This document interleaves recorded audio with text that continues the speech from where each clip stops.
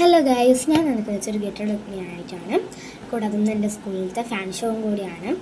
അപ്പോൾ യൂണിഫോമിൽ പോകും. പിന്നെ അവിടെ നിന്ന് ഉച്ചയ്ക്ക് ശേഷം നമ്മൾ കളർ ഡ്രസ്സ് ഇടാം. അതുകൊണ്ടുള്ള ഡ്രസ്സൊക്കെ ഞാൻ എടുത്ത് വെച്ചിട്ടുണ്ട്. അപ്പം കാണാമല്ലോ. അതിന് മുമ്പായി നമുക്കൊരു മേക്കപ്പ് ചെയ്യാവേ. ആദ്യം ഒരു ഡാസ്ലറിൻ്റെ ഐലൈനർ എടുത്തേ. നമുക്ക് ഐലൈനർ ഇടാം കേട്ടോ. അപ്പോൾ ഗൈസ്, ഞാൻ ഐലൈനർ എഴുതിയിട്ടുണ്ട്. ലിപ്സ്റ്റിക് ഒന്നും ഇടാൻ പറ്റില്ലല്ലോ, ശരിയെല്ലാം വന്നല്ലേ.